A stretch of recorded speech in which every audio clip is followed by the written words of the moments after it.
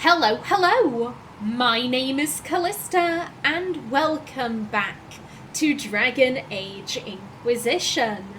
In the last episode, we completed Jaws of Hakon, which means we just have Trespasser left. One final DLC, one last adventure for Aenor before we close the book on her story.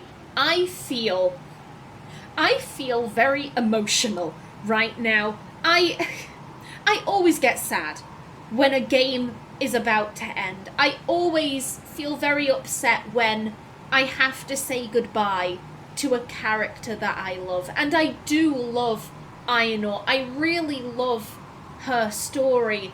And, you know, it does feel odd saying goodbye to her. Like, it just feels like yesterday when I was recording the first episode of this series. So, you know, it does feel strange to be ending Inquisition at long last. And, you know, speaking of ending Inquisition, once this game is over, I'll be moving on to Mass Effect. There won't be a Dragon Age game on my channel anymore. I started my channel playing Liliana's Song, A Tale of Orzammar, then going into Dragon Age Origins. I have always had a Dragon Age game on my channel, so the fact that that won't be true very soon it's strange, it's weird, it feels unnatural. Now, don't get me wrong, I am excited. I love Trespasser. It is, without a doubt, my favourite DLC for Inquisition,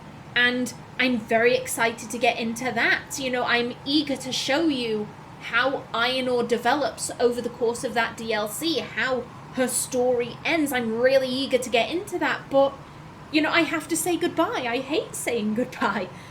In between episodes, I did sort out my inventory. I rejigged everyone's accessories a little bit. It isn't really all that important. However, I will just say that I swapped out Aenor's belt. She originally had the Superior Focus belt, and I've given her the Master Guard belt. If you know Trespasser, then you'll know why I did that. Let's just say that she won't have any trouble gaining focus during that DLC. Let's put it like that, shall we? Now then. Not trying to step on your toes, you know. I know.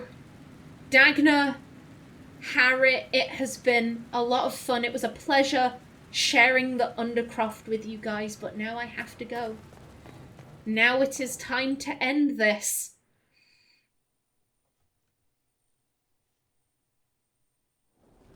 And Skyhold, beautiful Skyhold, I shall miss you a great deal too. My quarters that I'm pretty sure I only entered once because, you know, I didn't need to enter them again. Varric in the back there. Goodbye, Varric.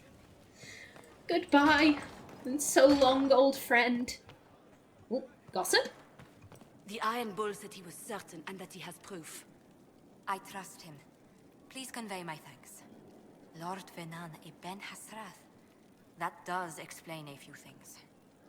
Oh, well, who would have guessed? I don't know who that lord is, but who would have guessed? Thank you, Josie, for serving us well. Thank you for one last piece of gossip. Oh, I can't believe this is the final time I'm going to say this. People, come forth. I'm not going to cry. I'm promising myself I'm not going to cry during this DLC.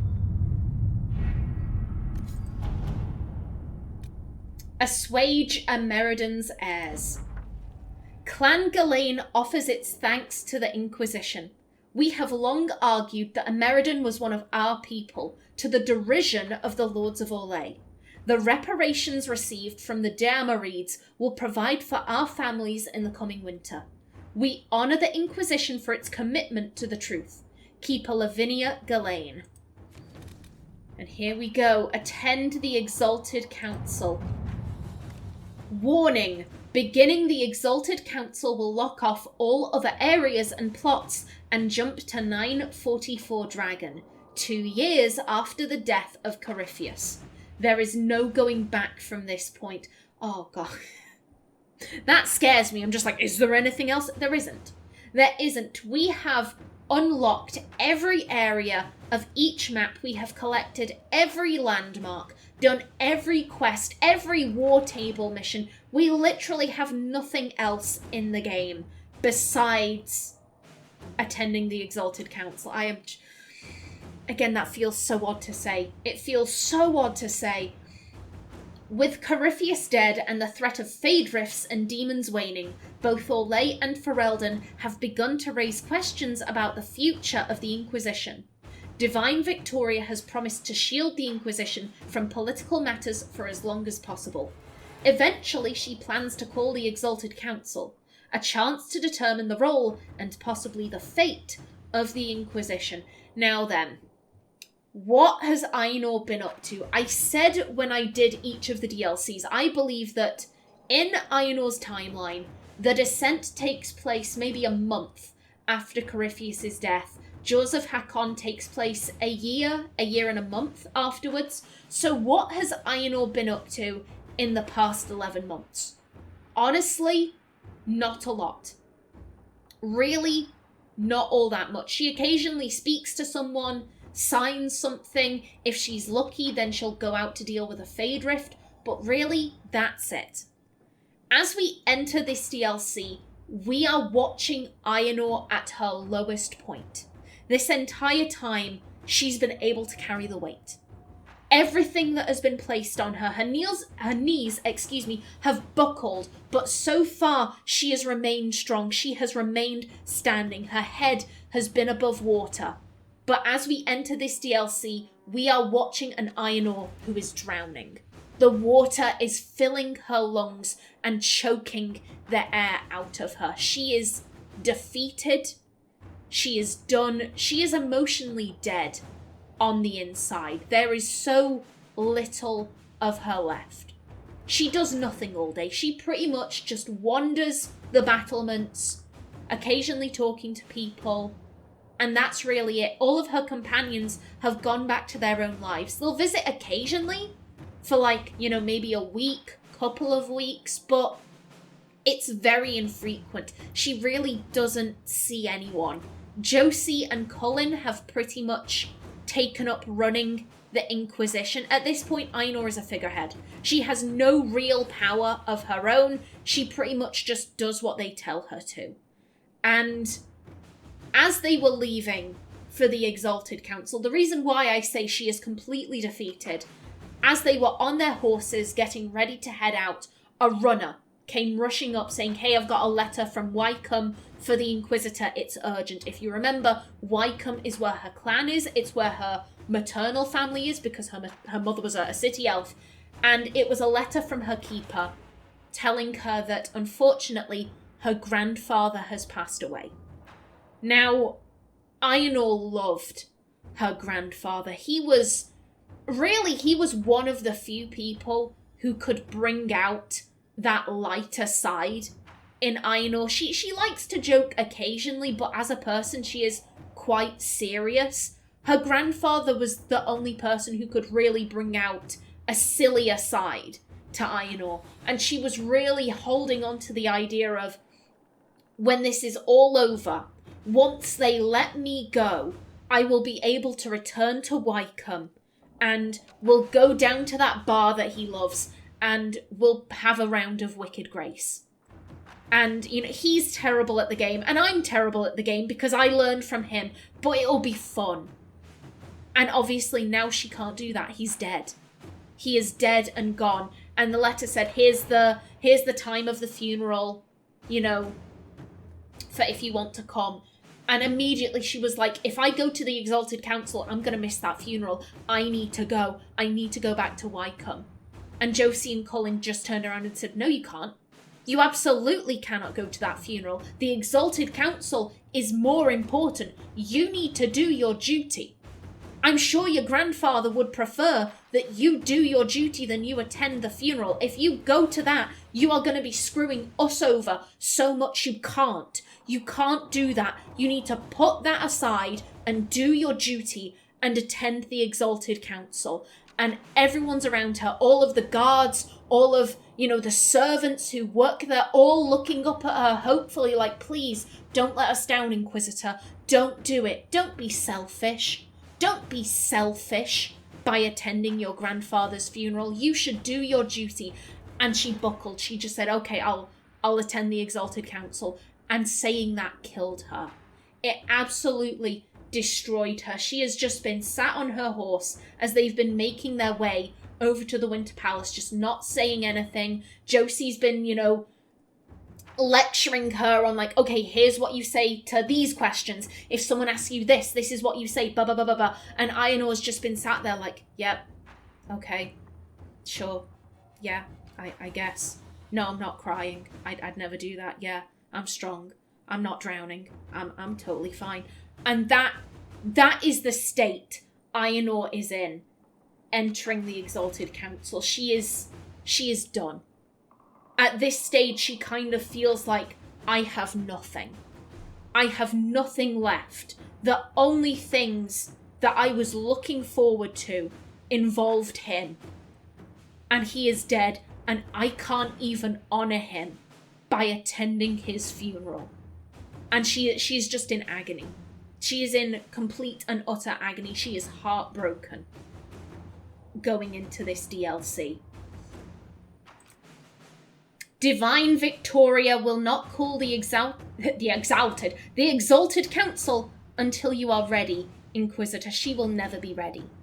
But her companions, not her companions, her advisors are pushing. So, yeah, I guess I'm ready. Sure, whatever, yeah,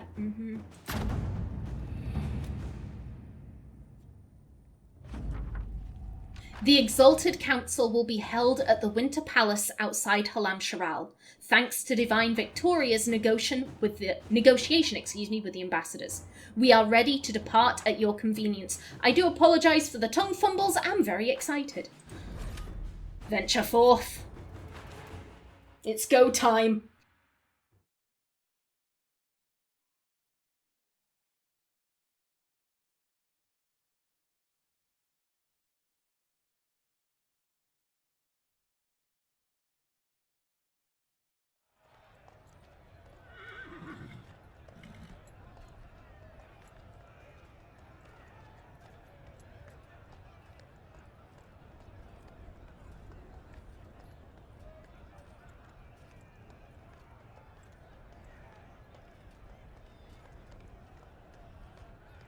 Another parade, another bloody negotiation. Smiles, everyone. We must be careful how we present ourselves. Why did Divine Victoria call the Exalted Council? She's kept Orlais from bothering us for the last 2 years. At increasing political cost, yes. She has done all she can, but the Exalted Council has become necessary. Orlais would control us, and based on their many marriage proposals, they have specific plans for you. Our real concern is Ferelden. They would see us disbanded entirely.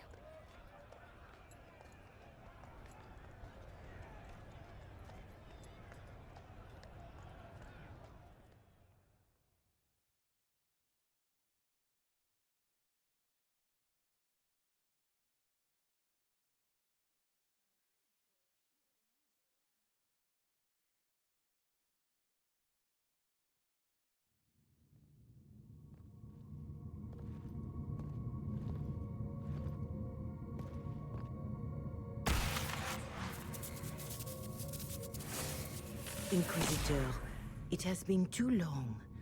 I hope the years have been kind to you. How have you been, Mother Giselle?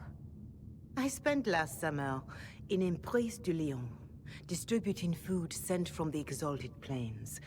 The Dales are finally recovering. So I'm pretty sure there should have been music as, Aenor, Cullen, and Josie were on the horses. I kind of like that there wasn't, though. That's a far more solemn opening, and I think it much better reflects how Aenor is feeling. So I'm okay with that.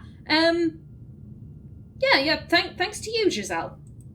Corypheus left a great deal of damage for us to repair. I appreciate your efforts. And I yours, your worship. I should mention that your forces at Suladin Keep were of great help. Please give my compliments to Baron Deschedin. Divine Victoria asked me to greet you on her behalf. She is currently attending to the Ferelden ambassador's concerns. So if you never claimed that keep, she actually has something different to say. She'll mention that the Orlesian forces there weren't actually of much help. So that's a cool little inclusion there. And yeah, you're talking about Liliana. You can probably just call her Liliana in private conversation. You can, Inquisitor. I prefer to use her divine name. Our last divine once joked about why I insisted upon calling her Justinia. She called it my way of reassuring her that I had not completely forgotten who was in charge. And how do you think she's been doing? How do you think Divine Victoria has done these last 2 years? It is hardly for me to say, Inquisitor. With respect, that's never stopped you before, Mother Giselle. Victoria has proven adept at winning allies with both her intelligence and her faith. It is a blessing in these trying times. We are lucky to have her. I'll speak to Divine Victoria. I believe she would appreciate that, Your Worship. The Divine sees the good that you can do and have done. Duke Cyril will wish to greet you on behalf of Orlais. I believe he is currently speaking with the Tevinter ambassador. Many of your friends have returned as well. I hope you have a chance to speak with them before the Exalted Council begins. So just as a reminder, Duke Cyril is, oh god, what was he called? Duke Prosper de Montfort, the guy from, oh god, the Talus DLC from Dragon Age 2, Duke Cyril was the guy that Hawke flirted with to get the key from, yeah, him. The Imperium sent an ambassador. Yes, Your Worship. Dorian Pavas has taken the chance to return from Tevinter. It will be good to see him again. I owe him my apology. I allowed my distrust of Tevinter to cloud my judgment. He took a great risk coming to help us, and deserved better treatment. You're going to apologize? To Dorian?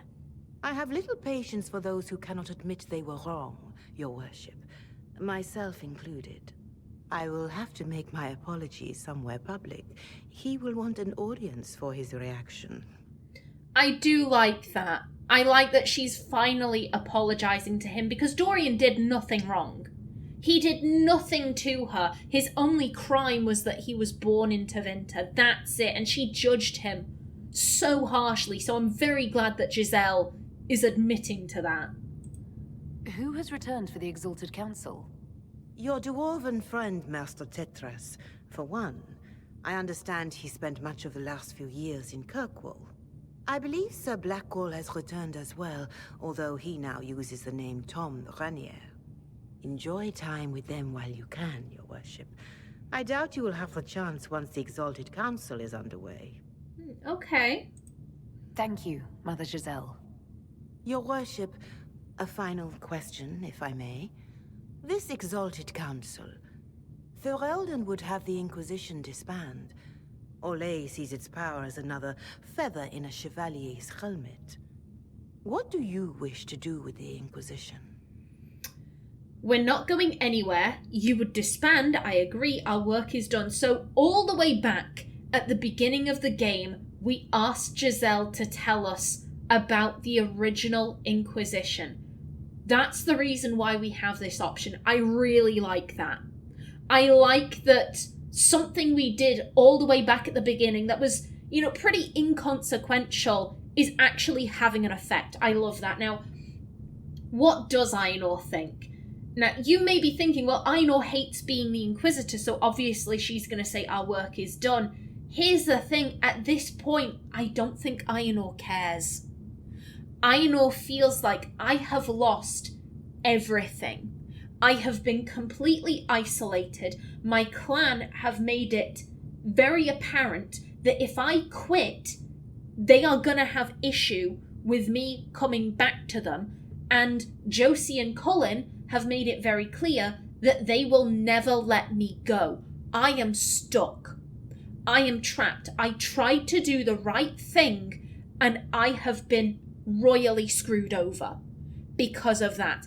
Effectively, Aenor right now, she's in a state of learned helplessness. She kind of feels like, what's the point? What's the point in anything? No matter what I do, if I try to be selfish, people are going to have a problem with that. If I do the right thing, people have a problem with that. I can't do anything. The best thing for me to do is just parrot back whatever Josie and Cullen are saying. And Josie and Cullen are saying we're not going anywhere. It's not that Aenor believes this. This is simply what she's been told to say, and she doesn't have the strength to disagree. The Inquisition still has work to do. We can't let someone's fear push us into disbanding. Then I wish you luck in the negotiations to come. Make a watch over you, Inquisitor. I will not keep you any longer.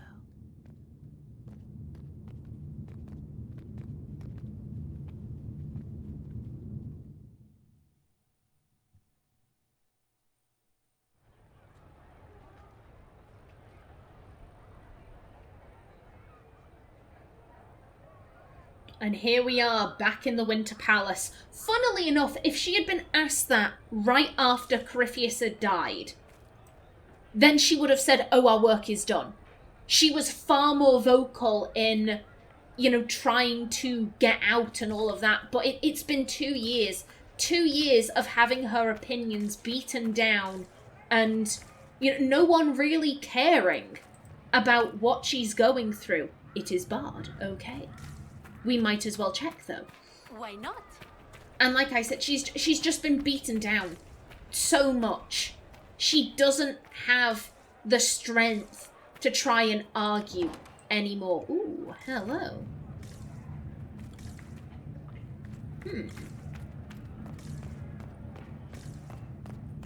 Now there are many things to do at the Winter Palace. Might be something here. Better take a closer look. Expensive dog treats. Bone-shaped dog treats baked in a mold. Fancy scrollwork and happy-looking dogs adorn the sides. Smells faintly of ham and excess. Nice. The first Grand Enchanter. Grand Enchanter Lothair Harduin was the first leader of the Circle of Magi when it was founded in 120 Divine. After Harduin distinguished himself in battle during the Second Blight, Emperor Draken himself endorsed him for the position. From all accounts, the Grand Enchanter performed admirably, but some speculate Harduin was a second choice, that Draken had another mage with connections to Inquisitor Emeridin in mind for the job, so probably either Emeridin himself or Talana. Tellingly, these debates are based on a half-finished letter to an army captain and the guest list of a party where Emeridin and the Emperor were in attendance. If any proof ever existed, it is likely dust. The idea's merits should be treated as such, for scholarship's sake. From A Short Primer of Orlais' Most Excellent and Inspiring History by Lord Renars, published in 935 Dragon. Good stuff. Wonderful. Wonderful indeed. I do enjoy a good codex entry. Oh.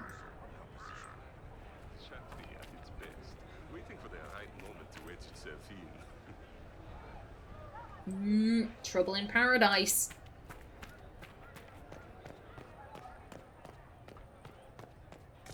Now then, I do believe... Yes, Josephine! Hello there. It's been quite a day so far, has it not? I've been speaking with representatives from everywhere. Have they given you trouble? Not at all. It is quite alarming. It means they are all saving themselves up for later. Would you walk with me? I should like to take some air before the Exalted Council becomes inescapable. The palace has been most accommodating. We are, after all, here at their insistence. But the ministers may... No. No more talk of the council. This meeting was to spend time with you in a more relaxed fashion. Yeah, you're saying you scheduled a friendly chat. Is this in your daily notes? 3 to 4 o'clock, idle chat with the Inquisitor. Of course not.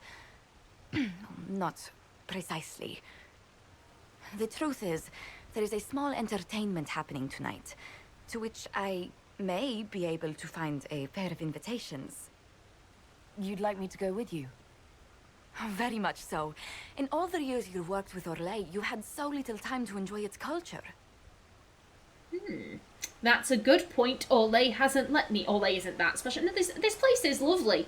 It is lovely. It's not exactly Aenor's style, but, you know, getting to see more of it isn't a bad thing.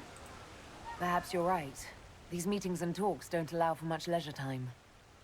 And then back to Skyhold without a moment's pause to take in where we are. With all that's been happening, I promised myself a single evening out. I'd very much like to go with a friend. I think Aenor's probably thinking you're doing this to cheer me up. How do I put this? Josie isn't a heartless person. She isn't. She has an extraordinarily big heart. And, you know, she probably does feel bad that Aenor can't attend her grandfather's funeral because of the Exalted Council. Aenor's thinking that's why you're doing this. Like, you're trying to cheer me up because, you know, I couldn't attend the funeral, and this is your way of making things right, but how do I put it?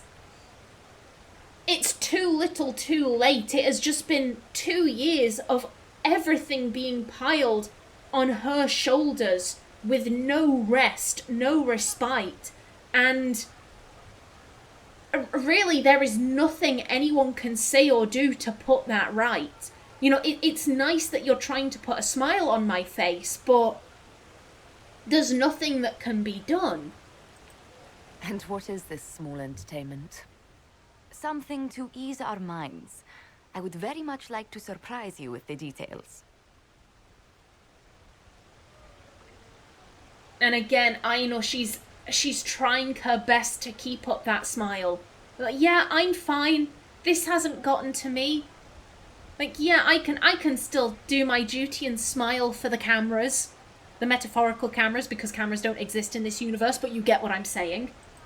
Thank you for thinking of me. I'd be delighted to attend. Splendid. I will arrange things at once. The past years have been so busy. We have earned at least a few moments of rest. A calm night out sounds... Oh, bravo! Bravo!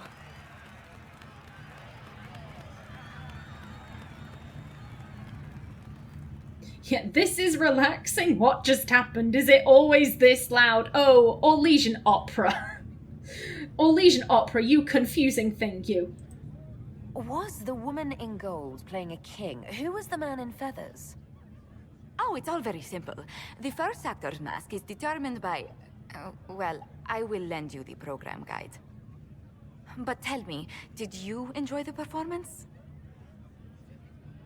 It was amazing. It means more that you did. I don't think it's for me.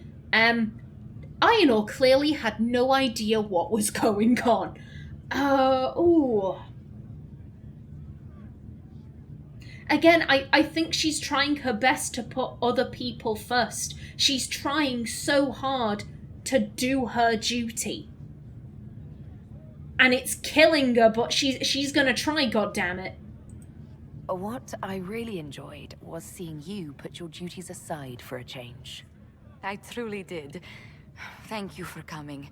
It's been too long since I just spent an evening doing... nothing. Here's to nothing.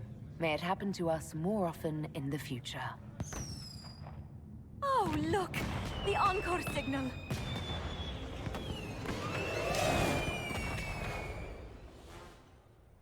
I love that. That is wonderful. That is a very funny cutscene. A lot of these are. Again, I love this DLC. I absolutely love it. But that line, it means more to me that you put aside your duties for a change, yet no one is allowing Aenor to do that. She's going out of her way to make sure that other people are comfortable, but no one is really doing that for her.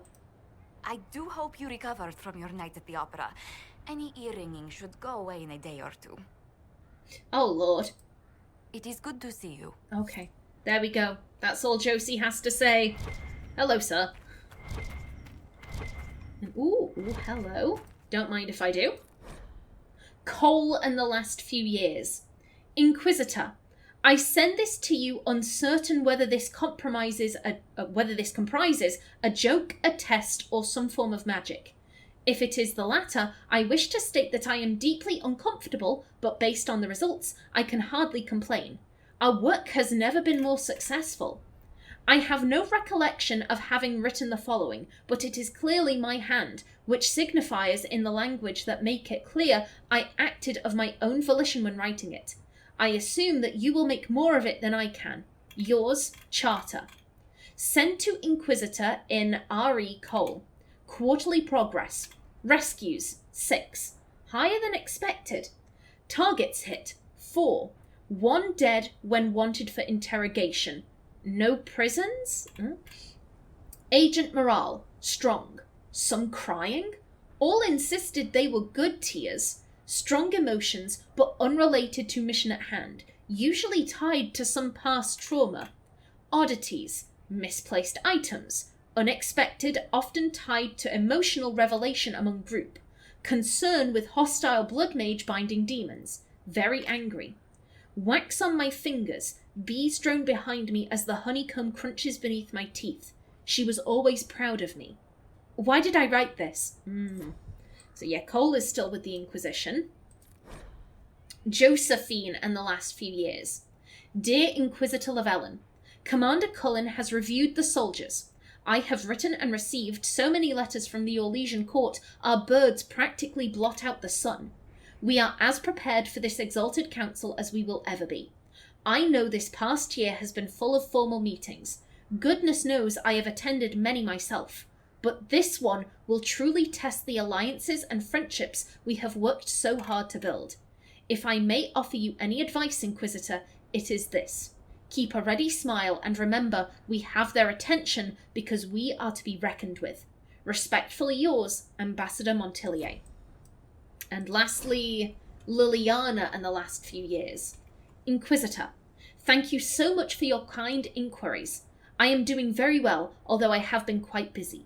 Selecting new staff for my apartments at the Grand Cathedral has taken me so much longer than expected, and if you wouldn't mind, I would like to borrow Scout Harding for a few weeks to help me find more nugs. I cannot possibly hire anyone to a permanent position without first observing them in a room full of baby nugs, and all the litters I have on hand are nearly fully grown. In any case, I will see you soon at Halam Sharal. Until then, Liliana, so she's still doing nug breeding. Even as divine, she's still breeding nugs. Good for you, Liliana. Good for you, my dear. Either way, I am just about out of time for this episode. In the next one, we continue exploring the Winter Palace. But until then, please remember to like if you enjoyed, leave a comment below, and if you wanted to subscribe, it would be very much appreciated. I've been Callista. Thanks for watching, and see you in the next episode.